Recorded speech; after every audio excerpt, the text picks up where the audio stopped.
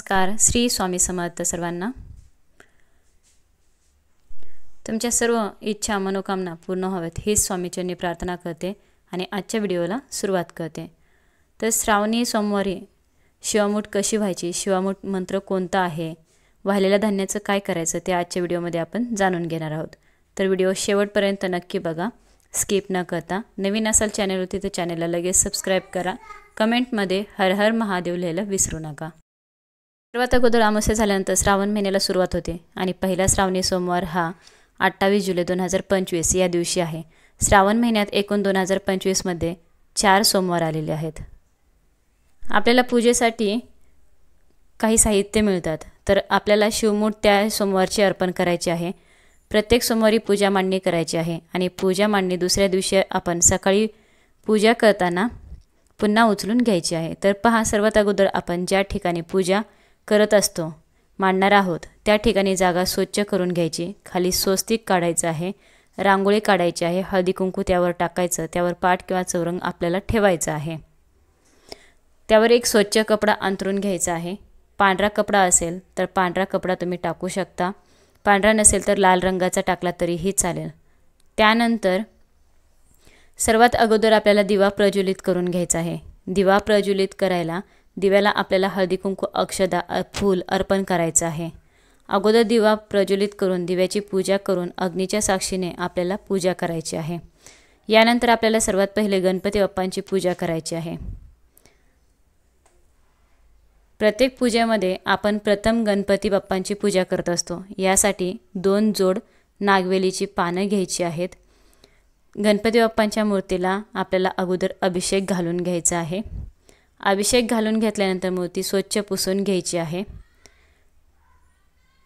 त्या गणपती बाप्पांची मूर्ती नसेल तर गणपती स्वरूप सुपारी घ्या आणि सुपारीला गणपती मानून गणपती बाप्पांना अभिषेक घालून जोडविड्याच्या पानावर थोडेसे तांदूळ ठेवून त्याच्यावरती हळदी कुंकू अर्पण करून गणपती बाप्पांची मूर्ती ठेवायची आहे. जर का सकाळी तुम्ही गणपती बाप्पांना अभिषेक घातलेला असेल तर पुन्हा अभिषेक घालण्याची गरज नाही. यानंतर गणपती बाप्पांना हळदी कुंकू अक्षदा फूल दुर्वा असतील तर त्या दुर्वा अर्पण करायच्या आहेत. फुलं तुमच्याकडे असेल तर ते फूल तुम्हाला अर्पण करायचं आहे. वक्रतुंड महाकाय सूर्यकोटी समप्रभ निर्विघ्नं कुरु मे देव सर्व कार्येषु सर्वदा हा मंत्र म्हणत गणपती बाप्पांची पूजा करायची आहे. यानंतर आपल्याला शिवलिंगाची पूजा करायची आहे. आता इथे आपल्याला एक तामण घ्यायचं आहे, त्यामध्ये शिवलिंग घ्यायचं आहे. शिवलिंग हे नेहमी भरीव बसावं, पोकळ शिवलिंग नसावं. त्याचप्रमाणे शिवलिंग हे आपल्या अंगठ्यापेक्षा जास्त मोठे अजिबात नसावे. शिवलिंग हे ठेवताना तिचा निमुळता भाग जो आहे तर हा निमुळता भाग नेहमी उत्तर दिशेला करून ठेवायचा आहे. देवघरात देखील शिवलिंग ठेवताना महादेवाच्या शिवलिंगाच्या निमुळता भाग हा उत्तरेकडे करायचा आहे.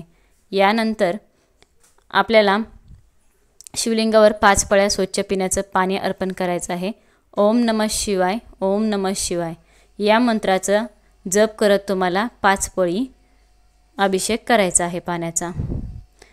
त्यानंतर पंचामृत घेऊ शकता किंवा कच्चं दूध तुम्ही घेऊ शकता. नेहमी अभिषेक घालताना शिवलिंगावर कच्च्या दुधाचा वापर करायचा आहे. चुकूनही तापवलेल्या दुधाचा किंवा तापून गार केलेल्या दुधाचा वापर करायचा नाही अभिषेक करण्यासाठी. तर या ठिकाणी तुम्ही गळती पात्रसुद्धा लावून देखील अभिषेक करू शकता आणि तुम्ही शिवमहिम स्तोत्रम किंवा शिव अष्टोत्तर नामावली म्हणजे तुम्हाला जे काही स्तोत्र मंत्र म्हणायचे आहे तर ते म्हणत म्हणत तुम्ही अभिषेक करू शकता किंवा ओम नमः शिवाय या मंत्राचा जप करत तुम्ही अभिषेक करू शकतात. तर आता या ठिकाणी 5 वेळा किंवा 7 वेळा तुम्हाला कच्च्या दुधाने अभिषेक करायचा आहे. पुन्हा तुम्हाला स्वच्छ पाणी घालून अभिषेक करून घ्यायचा आहे. हे करत असताना आपण सतत ओम नमः शिवाय, ओम नमः शिवाय, ओम नमः शिवाय या मंत्राचा जप करत राहायचा आहे. यानंतर तुम्हाला शिवलिंगावर पाण्याची धार लावून तुम्हाला जोपर्यंत मंत्राचा जप करायचा आहे तोपर्यंत तुम्ही पाण्याने अभिषेक करू शकता. त्यानंतर शिवलिंग उचलून घ्या, स्वच्छ असं कपड्याने पुसून घ्या. पुन्हा या ठिकाणी आपल्याला एक ताट मांडायचं आहे. मग तुम्ही स्टीलचं ठेवा किंवा चांदीचं ठेवा किंवा छोटंसं तामण ठेवलं तरीही चालेल. कारण बघा, आपल्याला शिवमूठ अर्पण करायची आहे आणि ही शिवमूठ अर्पण केल्यानंतर ती एका ताटलीमध्ये धान्य जमा होतं तर ते आजूबाजूला पसरत नाही. शिवलिंग आपल्याला थोडीशी अक्षदा ठेवून घ्यायचं आहे.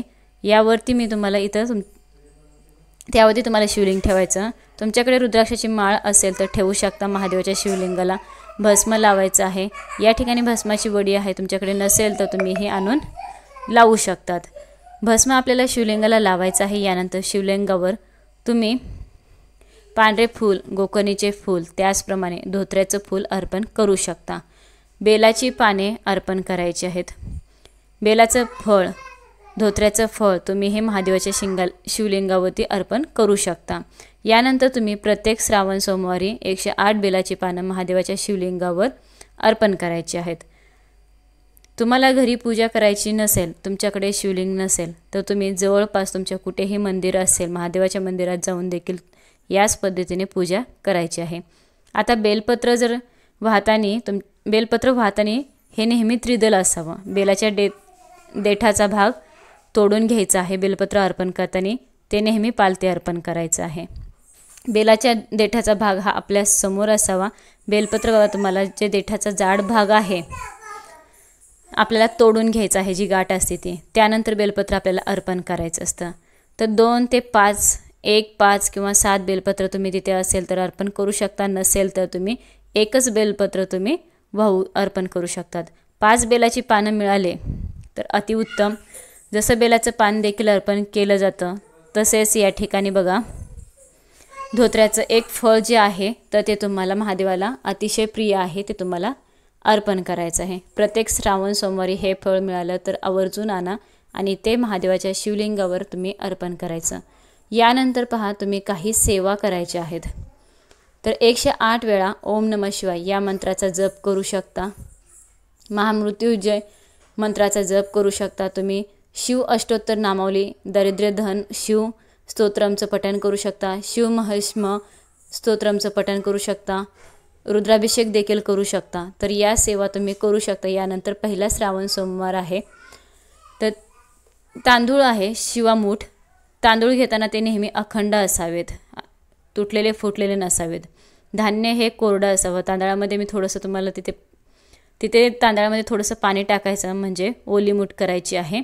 या पद्धतीने आपल्याला शिवमूठ महादेवाच्या शिवलिंगावरती अर्पण करायची आहे. 3 वेळा धान्य घ्यायचं आहे.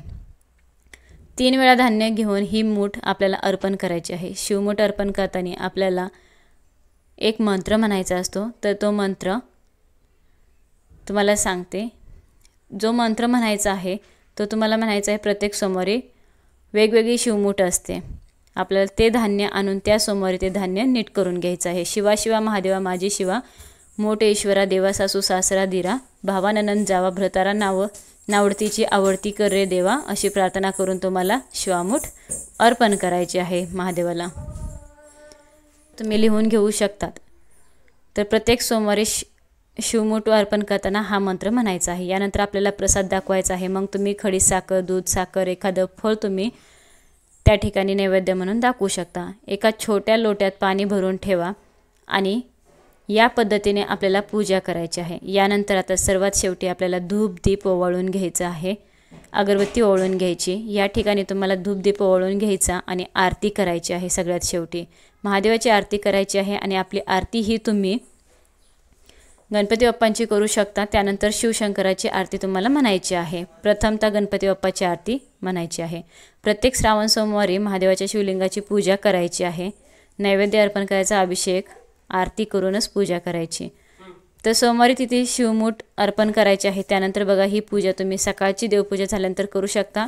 त्याप्रमाणे तुम्ही मंदिरात जाऊन करणार असाल तर मंदिरात तुम्ही सकाळी जाऊ शकता किंवा प्रदोष काळामध्ये जाऊन देखील ही तुम्ही पूजा करू शकता. तुमच्या वेळेनुसार तुम्ही पूजा केली तरी चालेल, फक्त दुपारी पूजा करायची नाही. संपूर्ण दिवसभर ही पूजा अशीच ठेवायची. दुसऱ्या दिवशी सकाळी पूजा उचलून घ्यायची आहे. आपण जे शिवमूठचं जे धान्य अर्पण केलं त्या धान्याचं आपल्याला आपल्या धान्यात मिक्स करायचं आहे किंवा पक्ष्यांना खाऊ घालायचं आहे, गाईला खाऊ घालायचं आहे किंवा धान्य एखाद्या गरजू व्यक्तीला देखील दान करू शकता. या पद्धतीने तुम्हाला श्रावण सोमवारची पूजा करायची आहे. श्रावण महिना महादेवाच्या पूजेला अतिशय महत्त्वाचा मानला जातो आणि आपले शिवशंकर हे अतिशय भोळे आहेत. ते कोणीही श्रद्धेने पूजा करतो त्याला ते पटकन पावतात, त्याला ते पटकन फळ देतात. जर का श्रद्धेने पूजा केली तर तुम्हाला त्याचं नक्कीच फळ भेटणार आहे. व्हिडिओ शेवटपर्यंत बघितल्याबद्दल सर्वांना धन्यवाद. श्री स्वामी समर्थ. हर हर महादेव.